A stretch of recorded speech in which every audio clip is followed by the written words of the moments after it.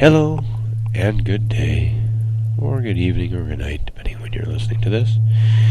This is the time management segment. This is several different files to this. Is the first one.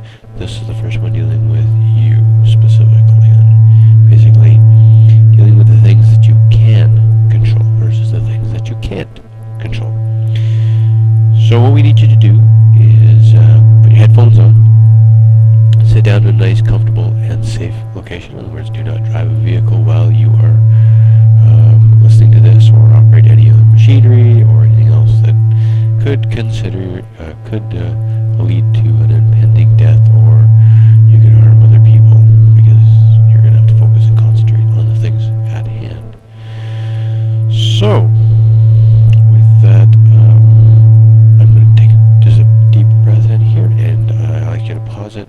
Go find yourself a nice, comfortable spot to sit down in, and then we'll get ready to get going. Alright, welcome back, and we're ready to get going. So you've got your headphones on, legs are uncrossed, arms are uncrossed, completely relaxed and enjoying ourselves here. So if you're looking at our regular file off of a tablet or a computer, you're going to see that there's a nice little spiral going around, so take a nice look at that. I do highly recommend you listen to the trigger file first.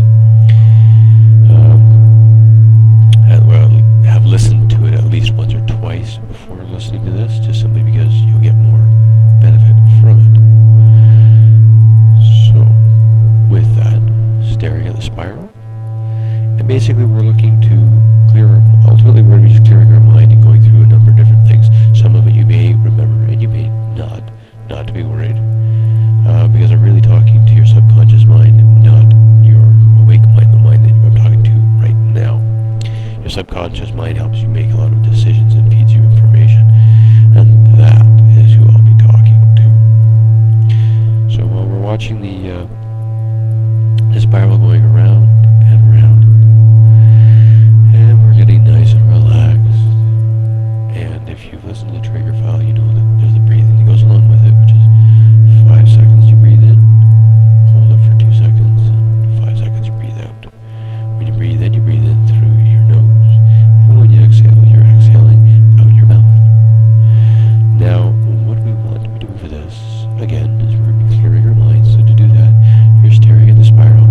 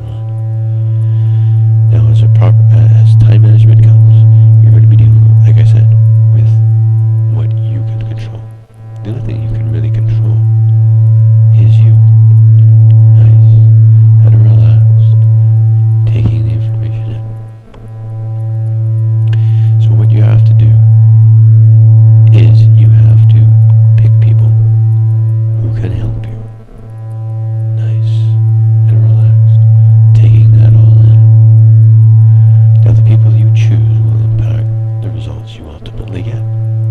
Nice and relaxed. But the other part of that is that you have to set realistic deadlines and goals for yourself.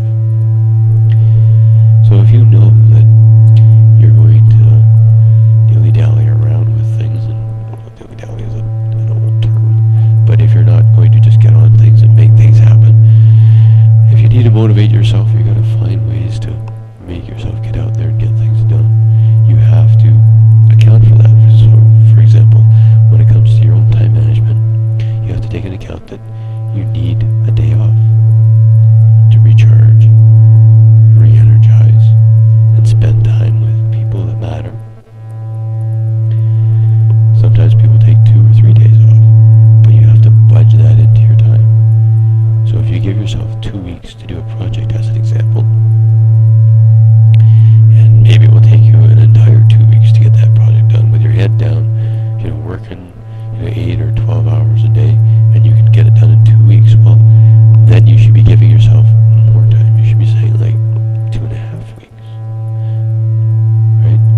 Nobody gets mad when you meet your deadline. Everybody gets mad when you miss your deadline. So you have to set realistic goals. So if you say, well, normally if I head down, nothing goes wrong, I can get it done in 2 weeks, add some time to it. Make it 2.5 weeks, because things are going to happen. There could be a party that comes up that you decide you want to go to, or maybe you get sick. You have to factor those type of things in.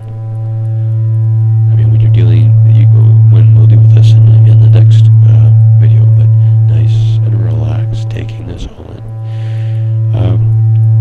I worked on a project once where somebody died, and they were key to the project. I didn't factor that in, because nobody ever factors in people dying. But there are ways to kind of take that into account. But for what you need to do right now is take stock of what you can do and set those realistic deadlines.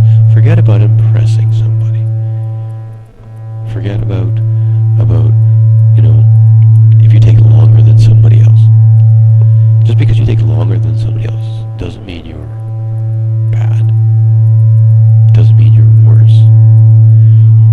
If you finish on the deadline that you set, that's all that matters. That establishes that you know what you can get done, and you know when it can get done. So, like I said, if you need 3 weeks to get something done, and somebody else can get it done in 2 weeks, great, they get it done in 2 weeks. Good for them. You do it in 3 weeks. Probably you're going to come up with a better product, and that's something that you have to convey to people when you're talking to them, that you may take 3 weeks, but it's a better product. Right? And over time you'll get better and better at things, and obviously it'll take you less time. But, again, like I said, come up with a regular, consistent picture of yourself. Right? Come up with realistic deadlines. Forget about doing it fast, because people who do it fast and who don't do it right have to find the time to do it again. And you never will have the time to do it again, because at that point you've PO'd a whole bunch of people, and therefore they don't want. At that point they're just getting mad and aggravated. Nice and relaxed, taking all of this in. Deep sleep, nice and relaxed. When you're setting deadlines, you have to set a realistic deadline, one that you know you can meet. Nice and relaxed. Completely relaxed. I want you to say, I trust you. Tell me that you trust me. Tell me that you're going to listen to me. And tell me you'll do anything I ask. Very good.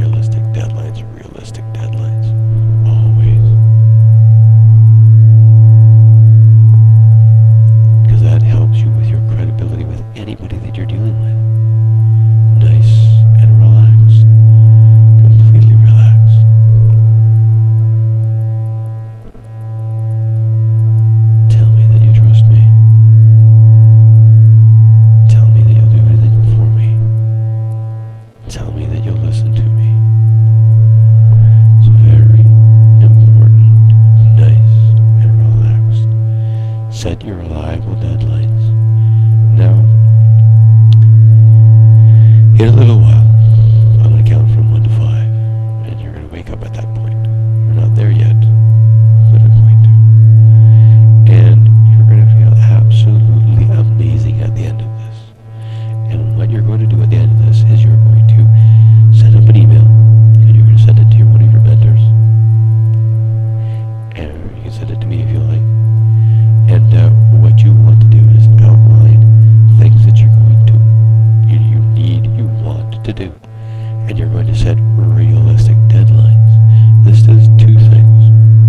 1, it establishes that you can set a deadline for particular projects. 2, you understand that you can get it done in that deadline. And 3, that you're going to meet that deadline. And you're telling somebody publicly that you can do it because you're trying to show to them that you're a credible individual, that not only are you an artist, but you can be a business person too. And that's important, because when you look at a lot of the successful musicians or business people or anybody with a success, they basically hit their targets.